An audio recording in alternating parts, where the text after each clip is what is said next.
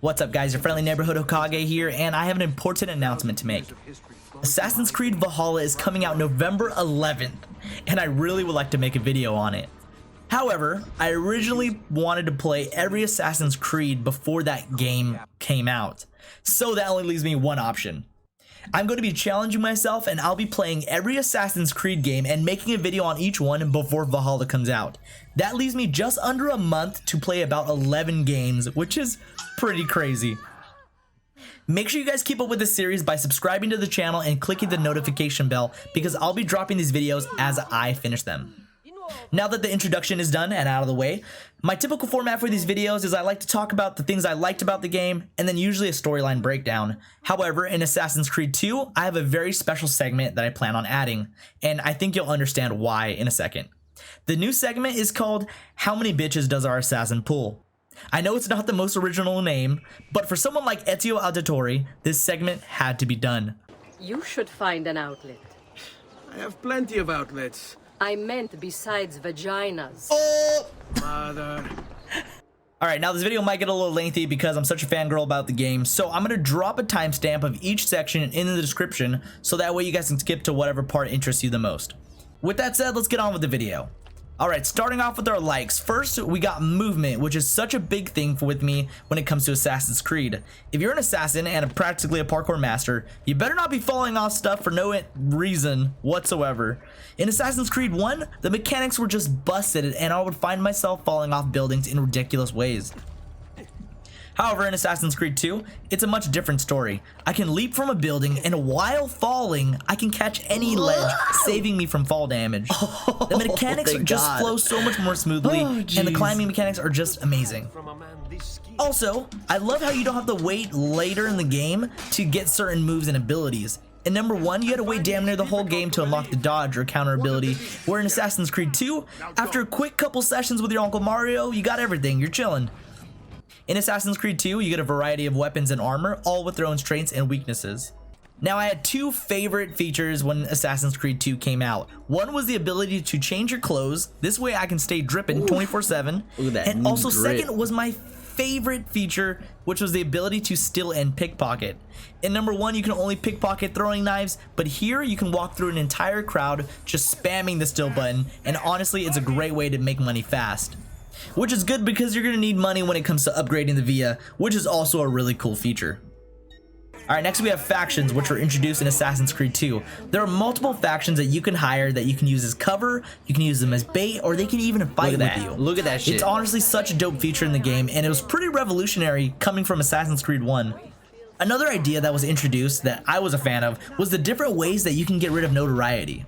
Like tearing down wanted posters, killing city officials, or even bribing heralds.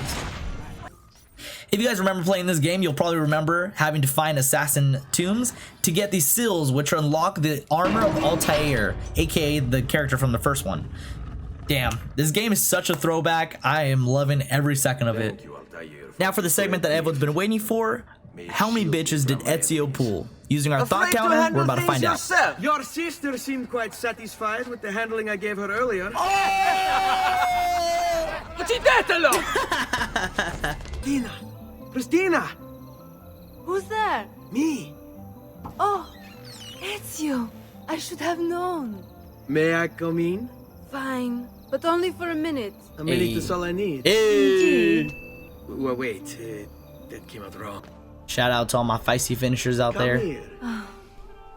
Ooh, mama! Annetta speaks quite highly of you. I can see why. I appreciate the kind words, Madonna.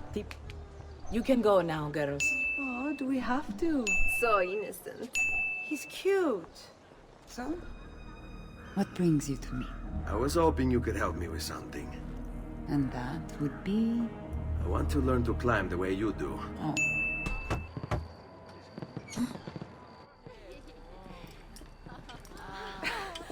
Beautifully done.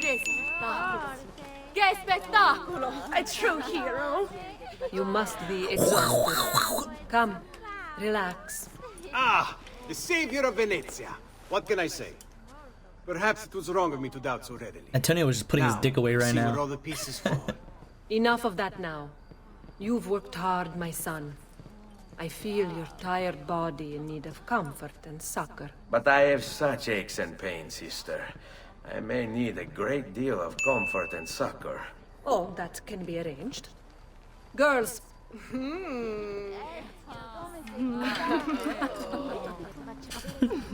didn't want these ugly ass bitches, I wanted you. I think I'm going to miss you, Katarina. Oh, I know you will.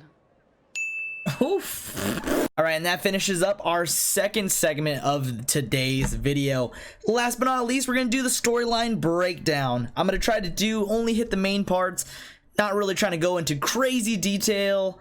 I probably won't even remember some of the guys' names, but I'll try my best. I hope you guys enjoy. The game starts off with Lucy rescuing Desmond, and Homegirl's covered in blood, so you know shit just went down. To avoid getting punched in the face, because this bitch is crazy, we go into the Animus to find some kind of information. This is where we're introduced into the protagonist, Ezio Auditore, being born, literally right out of the womb. We are then introduced to the rest of the gang, whose overall objective is still a mystery. All we know is that they are against Abstergo, aka today's Templars. Of course. So we hop into the Animus and our story begins. We got Ezio talking shit about the Pazzi, and we got a good old-fashioned medieval street fight. We get a good look at Ezio and his brother's relationship, which could make any heart melt. Aw, isn't that nice? It is a good life we lead, brother. The best. May it never change. And may it never change us. Next thing you know, boom, the whole family's getting executed. Like, what the fuck? What the hell? How you gonna hit us with such a nice sentimental moment and then just boom, kill it? Whole family murdered. Naturally, we gotta go cap some bitches now and avenge the whole family, you know what I'm saying? So we go after the turd who our father trusted. Once he's dead, Ezio has to take his mother and sister out of Florence and to the villa Ezio's uncle Mario owns. We're almost there. We then need to find the rest of the people who were behind Ezio's family's executions. Now once we kill the youngest son of the Pazzi, that's not good enough. We want the whole family. But before that, Mario then tells us that Ezio's father was an assassin who belonged to the Creed, and that Ezio must follow in his father's footsteps. We then look for Francesco de Pazzi, the father of the son we just murdered. While looking for him, we stumble upon a secret meeting where we find more conspirators than we thought. So now they're all on my hit list. Their meeting was about the assassination of Lorenzo Medici, who is pretty much like the Lord of Florence. So we gotta save his ass, you know, just another day being an assassin badass. Once that's over, we continue our hunt for Francesco. And let's just say, it goes well. Francesco? Next on our list is the old fart that we just saw running away, who is in league with the Templars and the quote-unquote Spaniard, who is the main enemy, and I'm pretty sure his name is also Rodrigo de Borgia. Our game takes a development as we continue to change scenes to Venezia, aka Venice. We meet Rosa and Antonio, whose relationship is one of a kind. Just watch this.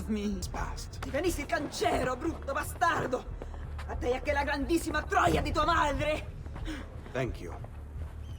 Rosa is most dear. If I had lost her, it would Our take newest time. target is Emilio Babargio, who is a tyrant who rules the commerce of Venezia. With the help of Antonio and the Thieves Guild, we make light work of Emilio. You son of a bitch. Go! Tear down Emilio's We then find banners. out that the remaining members of the Templars are attempting to assassinate the Doge, who is like the king and controls the army of Venice. We try saving him, but we're just a smidge too late. The Templars then put their own Doge in power, but you know how that goes. They put someone in power and we remove them. Bitch! Know what I'm saying? Anyways, Ezio then frees some of his new homies who crave battle to combat the two remaining Templars, who were trying to dip out when things were just getting started. The only bummer is the Spaniard, aka Rodrigo de Borgia, got away as well. Now fast forward a couple years, apparently it's been 10 years since our family was brutally murdered, and the Spaniard is apparently coming back on our birthday. We also find out that the Templars and the Spaniard are after two pieces of Eden, one of them being the Apple of Eden, which is the same one we saw in the first Assassin's Creed, and the second piece we aren't quite sure of at this point in the game. There is also a prophecy that speaks of a prophet who will use the 2 pieces of Eden to find God or some crap like that. After a quick battle with Rodrigo, we take his apple of Eden and the whole crew pulls up to whoop his ass. We find out that everyone that has helped us so far on our journey is actually an assassin under the same creed that EZIO's father was part of. EZIO officially becomes welcomed into the Brotherhood. Hint, hint, wink, wink. That's the next game. Subscribe if you don't want to miss out. Oh, that was weird. Anyways, Rodrigo actually gets away, which is fine for now because we got the piece of Eden. So naturally, we have to hide this piece of Eden so Rodrigo doesn't get to it. And who better to hide it than one of Ezio's thotties, Caterina Sforza. But next thing you know, her whole land is getting raided. Jesus, her children stolen, and we end up getting stabbed. What like, the fuck? Can you believe that shit? Like, what the fuck? I thought things were finally getting better. On top of everything else, we lose the apple of Eden, and some random ass monk picks it up of all people, and he uses it to control Florence. Like, bro, you gonna run up on my hometown and expect not to get popped? What? Anyways, we kill his ass and all the people that helped him, and get the piece of Eden back. We figure out that the mystery of the Codex pages that shows us where the vault is, quote unquote, it's actually in Rome, in the Vatican. And you know what else? Guess who's Pope at that time? Yup, Rodrigo de Borgia. He knew that the vault was there at the Vatican, so he became the most powerful man in all of Italy, which is actually his whole plan the whole time. This is it, the final battle, good versus evil, revenge for the whole fam. Right now. Oh my god, that's just After funny. We finish clapping his cheeks, we discover the vault, which contains a message from a goddess for Desmond. And I guess that means that Ezio or Desmond is the prophet that the prophecy was talking about the whole time. I think. This is when you're left with just a big ass question mark. But you know what? We're gonna find all the answers in the next game, Assassin's Creed Brotherhood. I hope you guys enjoyed the video. If you made it through the whole thing, thank you so much, and I hope you enjoyed. You guys are awesome. Don't forget to give this video a thumbs up. Please subscribe and catch the rest of the Assassin's Creed games. I'll see you guys in a couple of days. Video Game Okage out. Oh, and also make sure you keep up with our whole entire series. We did have a Assassin's Creed 1 video, so please be sure to check that out. I'll post it. It'll be right here in the end credits. Thank you guys so much. Laters.